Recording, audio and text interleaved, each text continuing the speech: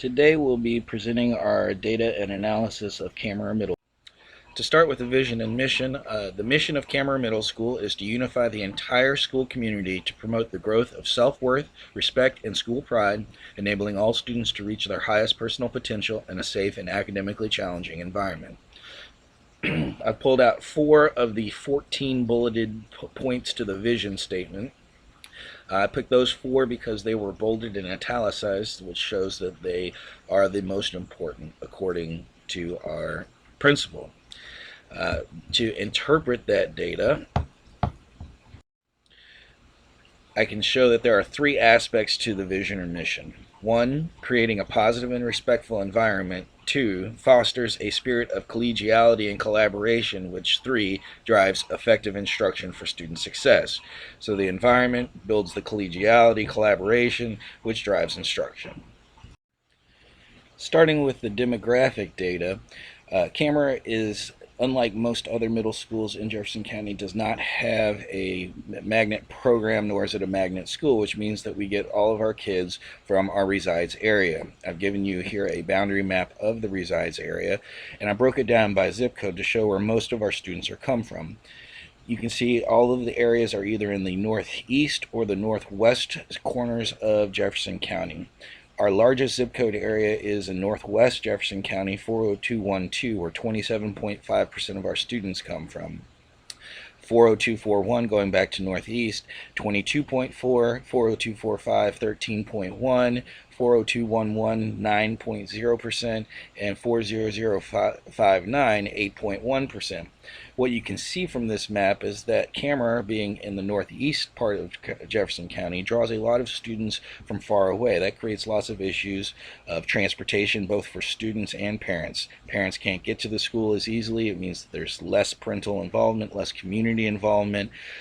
Students can't get to and from the school easily, which means they have less of a chance of participating in sports or other after-school activities. So this creates one problem within Kammerer. Again, on this left hand of the slide, I've broken down enrollment by zip code, but adding in median household income. We can see of our 4 biggest zip code drawers, 40211 and 40212 have much lower median household incomes than 40241 and 40245. This shows the discrepancy of the types of students, the life experiences they've had, the opportunities they've had, which will affect the way that we need to teach all of our students, differentiating instruction so that we can reach all of our students where they're at. On the right hand of the slide, again, I'm showing the resides and attends. 831 of our students are enrolled from the 1,482 eligible students in our resides area. So we're only getting 56% of the students that could potentially come to us based off of where they live. Where do they go? The 32% of our students in KMS resides area enroll at Mazik, Barrett, and No. And that's a huge issue for our school. We want to get those kids because generally those are the high flyers, and we want to have them come to our school, partially because they're going to help with our scores, but also because we want to be viewed as the best school in the district, middle school in the district. And if we're losing those kids to those programs, we're not being viewed that way. So that's something we would like to change. The only other way that the students can come to our school, again, we don't have a magnet program, is through a hardship transfer. We have 112 of those hardship transfers, 62% of which live in the Westport resides area. Westport Middle School is about 2 miles away from Kammerer, so most of them are still coming from the area. Continuing with demographic data, we can look at the historical trend of our free reduced lunch population. Over the course of the last 6 years, Kammerer's free reduced lunch population has grown 21%, which is sizable compared with Crosby, a school close to us, only 12%, Westport, which has actually gone down 0.3% over the time period, and middle schools in Jefferson County as a whole, which has gone up less than 5%. This is something that needs to be looked at and addressed, how we're teaching our free reduced lunch students.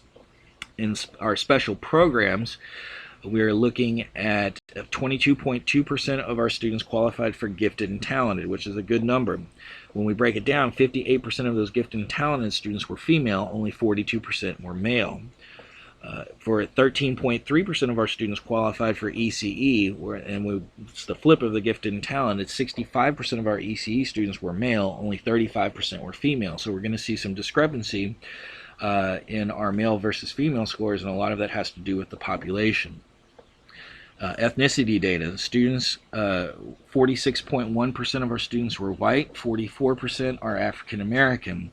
That's not proportional to our teacher population, which is 78% white and only 20% African American. This translates over to our suspension data, where 83.5% of suspensions were of African American students, only 13% were of white students. So again, not proportional. Okay, school processes. We do have PLCs, although they're not specifically mentioned in the staff handbook, and there are no written expectations for what should be done in PLC meetings. We have multiple levels. We have a team PLC, which is the 4 content areas who share the same students, and the goals of that PLC is to regroup for interventions, share instructional and behavioral strategies for specific students, and then also to plan interdisciplinary lessons. As a social studies teacher, I work with the language arts teachers to work on reading and writing content with them.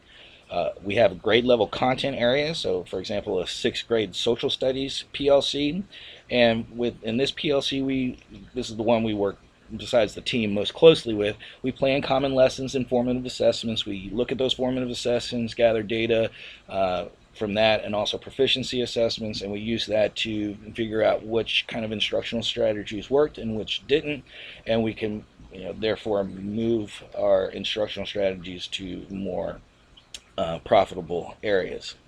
Then we also have an all grades content area PLC.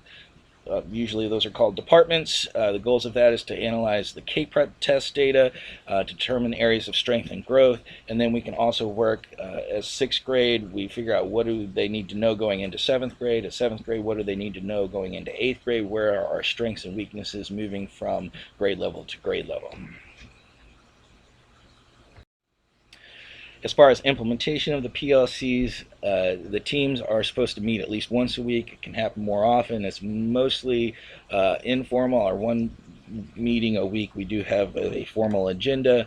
There's not much data analysis as far as the hard numbers. It's much more anecdotal. For the grade level content, we are supposed to meet every week.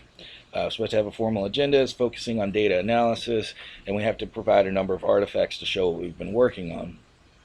For all grades, we meet once a month. We're supposed to meet once a month. We don't always.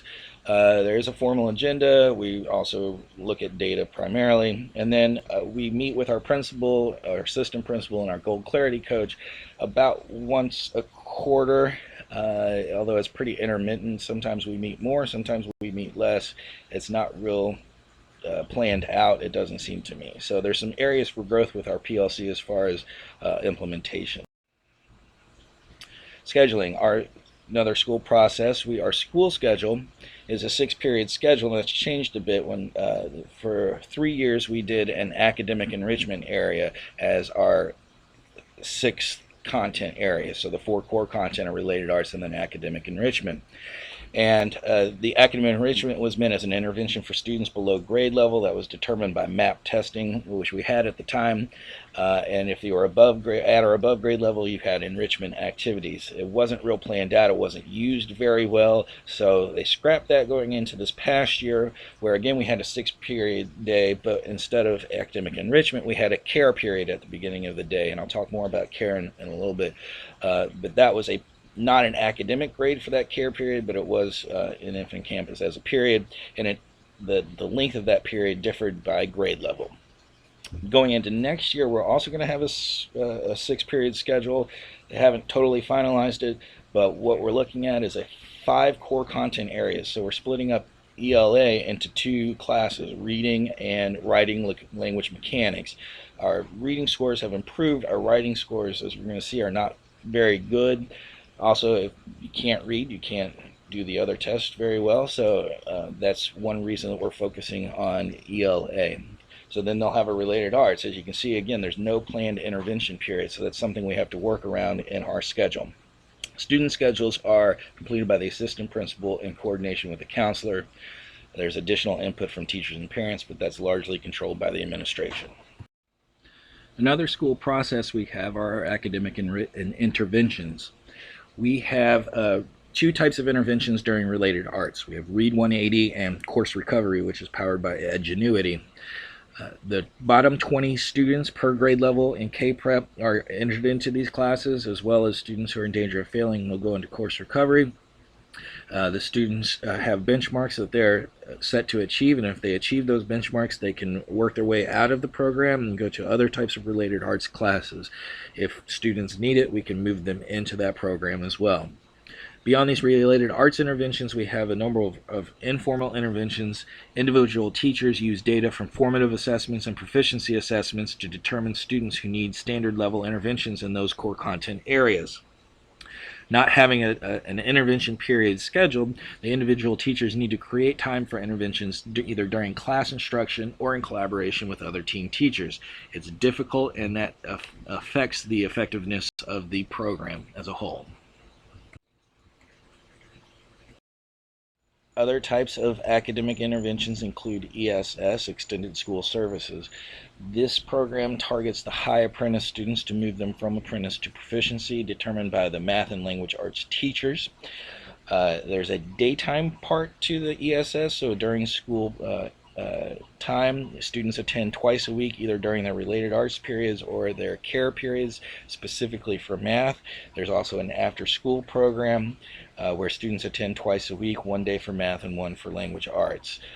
There's no overlapping of daytime and after-school students, so we try to hit those students that wouldn't be able to stay after school for a variety of reasons during the daytime program, and to get as many as we can to come and stay after. We also do student pullouts, so 5 to 8 ECE students per grade level are pulled out of mainstream classes for math and ELA, but then mainstream for the other classes. Behavior processes. We do have a PBIS, Positive Behavior Intervention Strategies team. The goal of that is not so much to address behaviors as they occur, but to prevent behaviors from happening by creating a positive learning environment. We do have on the committee is 1 administrator, 7 certified teachers, including 1 ECE teacher and 1 classified staff. Each of those committee members are responsible for other people in the building to go get their opinion, to figure out what they need, what they think the school needs as a whole. The committee meets twice a month and focus on data analysis and review of implemented PBIS procedures and developing next steps. So far in our school, we've worked on developing the mission and vision, the common areas, and now we're moving towards classroom management. We do have some social skills interventions, Girls Like Us and Men of Quality, which are meant to provide students at risk with the necessary social skills to be successful. Going along with that social skills, we have a CARE, Creating a Respectful Environment period, or we have had one. I'm not sure if we're going to have it again this year. The goal of that is to develop social, emotional, and ethical dimensions of students. There's a time every day for CPR, Circle of Power and Respect, with lesson plans provided by our CARE committee to improve, again, the behaviors before they begin. We have a CHAMPS program as part of our behavior process. The CHAMPS is an acronym. It stands, as you can see up on the board, C for conversation, H for help, A activity, M for movement, P for participation, and S for success. The idea of CHAMPS is to create expectations for everything that you do in school. If you know the expectations, you should be able to follow the expectations. And so that's something that we have both for whole school procedures, but also each classroom teacher is supposed to have those and post those and go over those. Then our discipline plan, we had one for the last several years that did not work. It's a demerit system. After various demerits, you would have verbal warning after your first, parent phone call after your second, and then after the third and fourth, you'd have after-school detention. But we did not provide any transportation for students that were staying for after-school detention, so we had a very, very low participation rate, and there was often no follow-up if they did not go to detention. So it was not terribly effective. Therefore, we're scrapping that. Our new school-wide discipline plan, which we'll be instituting this year, is based off the BILL behavior levels. BILL is the behavior intervention log we use in Jefferson County. For level 1 behaviors, the behaviors confined to the observed student, we'll have a student-staff conference and parent contact. For level 2, it extends a little bit further into the student's immediate area. We might have an on-team temporary placement, either in class or in another class room on the team, with a fix-it plan that students are supposed to work through in order to fix the problem and get back into the class as quickly as possible. For chronic behaviors, we might refer them to the grade level counselor or the youth service center for counseling on those behaviors and parent contact by the counselor. For level 3, extending out to student disrupts everyone in class, that would be a referral to the grade level counselor or the assistant principal. They would have off-team tips, so they would go to another classroom off their team with a behavior management plan that they would work on, and then they would have a parent conference with the administrator. Level 4, behavior disrupts other classrooms or common area of school. That's a referral to the assistant principal. They would have restorative mediation meeting. We would have option for ISAP placement, although we would prefer the restorative mediation to be effective. And then level 5, behavior causes or threatens to cause physical injury to student or others. That's an automatic referral to the assistant principal and a parent conference with the assistant principal, with the option for suspension, though not necessarily occurring. One last school process we have is a student tracking folder. This is a way for students to track their own progress through the course of the year. So each student receives a folder which follows them for all 3 years at Kammerer. The students track their K-Prep scores for 5th, 6th, and 7th grade. They use these scores as baseline data by which to set goals for the upcoming year. The students track their proficiency assessment scores, which is based off a novice, apprentice, proficient, distinguished grading scale for all 4 content areas for 6th, 7th, and 8th grades. We have 4 of those per subject area, so 4 social studies, 4 math, 4 ELA, and 4 science. And so they'll mark their progress towards the K-Prep goal that are set by the student after analyzing their last year goal. According to JCPS, these proficiency assessments should be accurate predictors of how well they will do on the K-Prep score. And then the students write reflections about their progress using the proficiency assessment scores as guide. These reflections are kept in the folder. They're meant to, what do you need to improve on? What can you do? What do you do well? How can the teacher help you? These are the types of reflection questions we ask.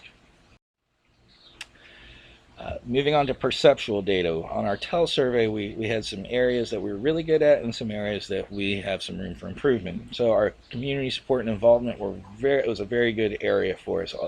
Above 80% agree for all 8 questions in that area. We're above district average, and we've improved on half of those questions by greater than 10%, and the other ones by around 5%, so from 2013. We did have a different principal in 2013 than now, and so that is a pretty useful information about how they're reaching out to the community and getting them involved. On the flip side, however, time, in answer to the question, teachers have time available to collaborate with colleagues, we see a big drop, 15.7% drop from 2013 to 2015, and we're way below district average on that. And so collaborating, obviously PLCs are one of our important processes. Collaborating was part of our integral part of our vision mission, and teachers don't feel that we have adequate time. Part of that is a scheduling issue from this past year. 7th and 8th grade teachers did not have a common planning, which made it harder for them to collaborate with their grade level content area PLCs. And our meetings were a little sporadic as far as our department meetings and other kinds of meetings this year. So that's probably a reflection of that. I believe next year they're going back to common grade level planning across all grade levels. So that might show an improvement. On the question, efforts are made to minimize the amount of routine paperwork districts are required to do. 46%. That's below the district average. A lot of that might have to do with the new evaluation system, but there is a feeling among staff that the plans and processes we have just create more paperwork, and that means that they're not really implementing what processes we have with complete fidelity. If you're just doing a PLC and you feel like what you're doing is just paperwork, then we're not doing it right. And then our PD plan, we're below district average on 9 of the 14 questions. We decreased on half of the questions from 2013 to 2015. And when we look at the question, professional development provides ongoing opportunities for teachers to work with colleagues to refine teaching practices.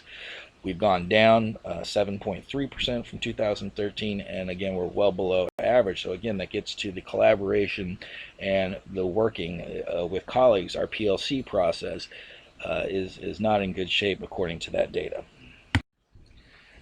Beyond the TEL survey, we also have as perceptual data our comprehensive school survey. All JCPS schools give a survey to students, to parents, to certified staff, and to classified staff, asking a number of questions. Some of the questions overlap, others don't.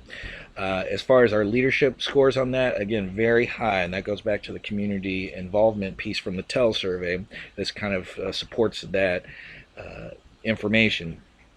On bullying, it's interesting to break it down by component. The students are pretty much along district lines as far as the amount of problem we have, but parents and certified staff at our school see a much greater problem with bullying than the district average. Now that is perception. It might not actually be the case that we have more bullying, but they definitely perceive that as being the case, and that is something we need to address. As far as parents and teachers and students about teachers, as far as this question for students, I feel my teachers really enjoy teaching me. We're overall just a little below district average, but we can see about a 10 percentage point disparity between white students answering that question and African American students answering that question. That might go back to our demographic data, where we disproportionately have more white teachers than we do white students. Not sure, but that's something we can look at. As far as my teachers respect my opinion in class, even if it disagrees with their opinions. Again, a 13.3 percentage point difference between white students and African American students. For parents, I believe my child's school provides academically challenging content. 80.1% is a good overall score, but it's well below district average on that. Parents don't perceive Kammerer as having academically challenging content. That's a huge issue. Teachers assign my child meaningful homework on a regular basis, 16.4% below district average. Homework has been a kind of a sticking point in our school for a while. And then it's also important because that's what a lot of parents see as far as the type of content we teach, and so that might affect our academically challenging content score from above. And then lastly, teachers at my child's school are continuously improving their teaching methods. 12.1% below district average. That's something that's really important as a perceptual piece for parents if we're trying to get as many students into our school, as we talked about the resides before, as possible. Textbooks and other school materials, I thought this was interesting. If you look across the board, parents and certified staff were way below district average. On the certified staff, if we have a problem with textbooks and other school materials, we need to do something about it. We've been given opportunities as a staff to do that, and so those scores really shouldn't be high, or that low rather. On the flip side, up-to-date technology, we're way improved over the course of time, and now we're way above district average. That just means that teachers need to look at what kinds of tools they use to teach their students. And then lastly, general satisfaction. The parent satisfaction with the school is way below district average for Kammerer. That goes back to some of the other perceptions we've seen. That's something that, again, we need to work on. Okay. Student achievement data.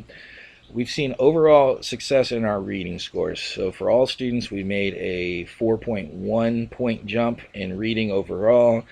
For African American students, that mirrors that 4.1 point jump. For free and reduced, a 5.6 point jump. When we look at cohort data, so students entering 6th grade in 2011-12 and exiting 8th grade in 2013-14, we can see very good gains overall across all of the different types of student populations. So that's a reason for success. As we get into it, though, we do have a number of gaps. So if we're looking at our scores, we can see In reading, African American 25.1 to white 61.7, math 17.2 to white 53. All the way through all of those, African American student scores are well below white student scores. When we look at male versus female, about a 10-point drop, 10-point difference or more in most subject areas besides science. So that's an issue. Again, that might go back to the ECE versus gifted and talented populations, but it's something we need to address. Why are we not teaching our male students as well as our female students? Free reduced lunch, very low. ECE, extremely low. And then I put our gap non-duplicated scores. And so the biggest overall gaps are ECE, African American students, free reduced lunch students, and then our male population. These are pretty consistent actually with most JCPS middle schools and most middle schools in the state for that matter. Going beyond kind of the big overall gaps, I identified a few other gaps in our data. There's a writing gap. Again, looking at the cohort data, they take in the on-demand writing piece for K-Prep in 6th grade and in 8th grade. And so when we look at our 6th grade scores versus the 8th grade scores for the same students, we see drops across the board. And we need to be moving the students, not dropping the students. So we need to figure out what's going on with our writing program to account for those drops and what can we do to improve and create gains in those areas. I identified a 7th grade gap, or a couple of them actually. Just looking at the cohort data as it going through, for the ECE reading, there's huge drops, especially that 2013 to 15 cohort from 17.1, which is not a great beginning point, but it dropped to 7.0 in 7th grade. Those are the same students from 2013 to the 2014 K-Prep data. In math, we went down the same. So something is going on with programmatically or systematically with our 7th grade ECE students that we need to address. Another 7th grade gap is with our 7th grade math scores. Again, the 2012 to 2014 cohort, same students going from 6th grade to 7th grade, all of them dropping. It's improved a little bit with our who are going to be the 8th graders that graduated this past year, but it's still not showing. It's stagnant at best, which we need to show gains, and that's across all student populations. So based off all this data, what are the recommendations for improvement? First off, PLCs. I've mentioned several times throughout the presentation that PLCs are not as effective as they should be at my school. One way to improve that is through an emphasis on time, create common planning periods for grade level PLCs through our scheduling, which we're moving towards. Having set times for other PLC meetings that would create kind of an urgency to get work done. Put it in a handbook. Describe the expectations for PLC norms and outcomes. It kind of goes down to the bottom bullet under PLCs, the professional development. Have a plan on PLC and data analysis. We had professional development on PLC 3 years ago, but it needs to be refreshed. We've had new teachers. Teachers have changed content. Teachers have changed PLC groupings. We need to have a new focus on this, and also especially on data analysis to figure out what do we need to do in PLCs, what are our goals, and what kind of outcomes should we have from the PLCs. Going with that is fidelity, administrative monitoring of PLC work. Very rarely are administrators in PLC meetings, and when we present artifacts to them, we very rarely get feedback on those artifacts. So it's hard to know if our PLCs are working without that monitoring by the administrative staff. Within the PLCs, we should focus on teaching strategies to impact our GAP students to improve achievement scores, as well as in our vertical PLCs, increase collaboration. Between 6th and 7th grade math, for example, we saw the gap there. What are 6th grade teachers doing that are working that 7th grade teachers could do as well? Or conversely, if 6th grade teachers are getting the students prepared for the 6th grade test, are we not getting them prepared for 7th grade math? So PLC is one big area. Another big area I saw was writing. It's an area we need to improve upon greatly. Some ways to do that: scheduling. We're moving towards this again, a 5-person team, which creates a writing class separate from a reading class. It gives extra time and emphasis on the writing process. A cross-curricular writing program, which we can create through our PLCs and through the SREB LDC. There's a lot of acronyms. The SREB is the Southern Regional Education Board. LDC is the Literacy Design Collaborative. We're piloting that program right now, or beginning to this coming year. What it is it gets teachers from different content areas together to work on literacy in general. That includes both reading, but also, more importantly for our purpose, for writing. And it gets them together with common goals as far as the writing program, and that's something we should do school-wide. And then also professional development. What does good writing look like? How do we teach writing? How do we assess writing? What kind of rubrics are we using? We don't have a common plan across the school, and that's something that can improve. So those are my recommendations. Thank you very much.